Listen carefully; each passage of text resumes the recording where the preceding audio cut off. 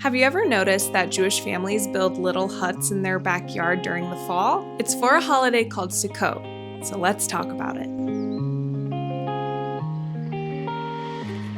Shalom besties! If you're new here, my name is Haley and I am sharing my Jewish learning journey as I convert to Orthodox Judaism. I might look a little different, I don't want to say scary, but I've always had baggy eyes. It's because I am recording this on the eve of Yom Kippur and I don't wear makeup on that day because we can't bathe, we can't wash our face, we can't put moisturizer on, all that stuff. So you get me like this today. So my plan throughout the year is to do these little holiday special videos before they come up so that together we can learn about the holidays, what they mean, how we celebrate, how we observe. By the time you're seeing this, we just finished Yom Kippur, the high holidays are done, and next week we go into a festival called Sukkot. Sukkot is plural for sukkah, which is a hut or a booth. So it's called the Festival of Booths. Sukkot is 7 days long. It starts on the 15th of Tishrei, and there are a few purposes for this holiday. The first being it commemorates the 40 years that the Israelites were in the desert and they lived in temporary structures, Sukkot. Sukkot also celebrates the fall harvest in Israel.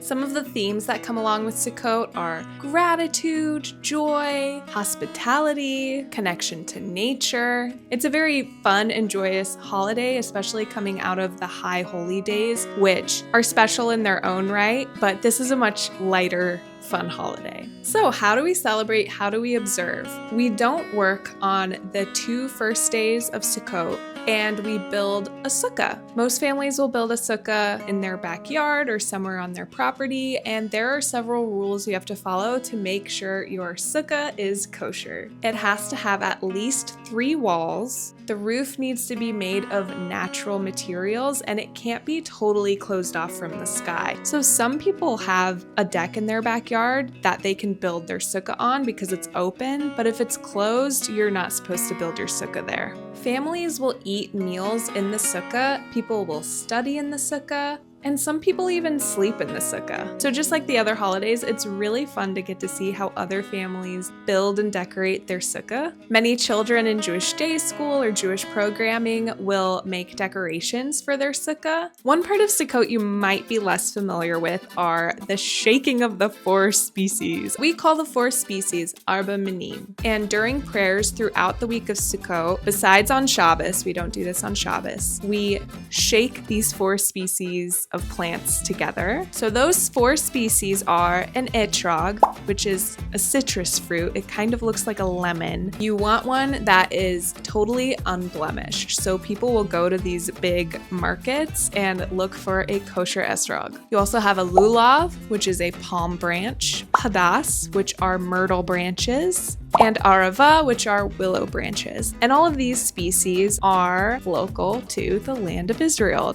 So there are a few fun things I'm doing for Sukkot this year. I'm obviously going to services at my shul. I've been going to all the services I can, learn everything I can during my conversion process. Usually a synagogue will do at least 1 meal in the sukkah, like a community thing. I'm also going to several different houses to see other families' Sukkot and how they celebrate. A fun event I'm doing this year is I'm going on a sukkah hop. It's basically a bar crawl from sukkah to sukkah, so it's a really fun young adult activity, and you get to see other Sukkot throughout the town. Before we get any further into the video, I wanted to remind you that I made a 5786 Jewish journal/planner. And thank you so much to those who have sent me their photos of their journal arriving in the mail. It's so exciting to see people buying this and using it and incorporating it into their daily routine. I've been using this every day. So what makes this journal/planner Jewish is that you have the Gregorian dates, but alongside it, you have the Hebrew dates. So if you're someone who wants to be more in tune with the Jewish calendar, this is going to be super helpful for you all year long. The journal starts out with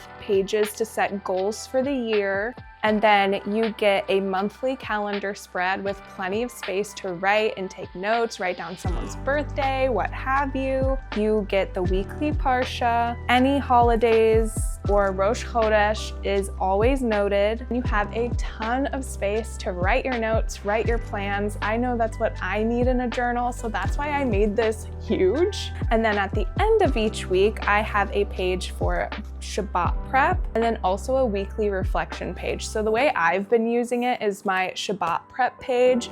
I write down grocery lists, recipes, things I want to get done before Shabbos hits, and then weekly reflections I typically fill out on Sundays. And I really wanted a journal that was a tool for me in my spiritual journey, but that also I could document this really pivotal year in my life where I'm beginning my conversion to Orthodox Judaism. So I'm so happy I made this. You'll also find page space in here for reflections for holidays coming up. Since we're talking about Sukkot in this video, let's read the prompt for the Sukkot page. As you sit in the sukkah surrounded by its gentle openness, reflect on what is fleeting yet meaningful in your life. What simple joys or quiet truths are coming into focus? You can purchase my 5786 Jewish journal / planner on Amazon. Link is in the description. And thank you so much to everyone who's already purchased this and sharing your photos with me and your feedback. It's been amazing. I can't wait to make another one for next year. Now back to the video. So at the end of Sukkot, we have 2 more holidays that are separate and unique to their own, but they are right after Sukkot. So we have Shemini Atzeret and then we have Simchat Torah. I didn't know this before, but in Israel, they celebrate both of those holidays on the same day. But in the diaspora, we have 2 separate days for them, and for both of those days, we do not work. So this is why a lot of your Jewish friends are taking days off during the fall time. We have a lot of holidays for several weeks, and we have a few of those days where we are commanded not to work. So what I know of Shemini Atzeret is it isn't part of Sukkot. We're not using the sukkah anymore. We're not shaking the 4 species during our blessings, but it's God's final kind of like, just give us one more day together before this holiday season ends. And there are also special blessings that we do praying for rain in Israel for Shemini Atzeret. Now Simchat Torah, which in the diaspora is the next day, is another really, really fun holiday, and it is when we literally dance with the Torah. So throughout the Hebrew calendar, every Sabbath we read a parsha, which is a portion from the Torah. So Simchat Torah is celebrating that we've reached the end of the Torah. We've been studying it all year together, and now the cycle begins again. So Simchat Torah is a very festive holiday. Usually you'll go to shul, they'll bring out the Torah, and we will dance around the Torah, and it's really fun. I've seen really cute, like little plushy Torah toys as well. Torah toys? That's a tongue twister. I've seen really cute little plushy Torahs for kids as well, and they get to just hang out with their little cute plushy Torahs. It's super cute. I love it. And with the end of Simchat Torah, that draws to a close the super busy, very fun, very spiritual, intense holiday season of the Jewish people in the fall season. And we really don't have another holiday until Hanukkah, which is usually in December. Thank you so much for watching this video. If you made it all the way to the end of this video, why don't you leave a comment saying L'chaim? Be sure to like and subscribe for weekly videos, and I will see you next week. Shalom, besties.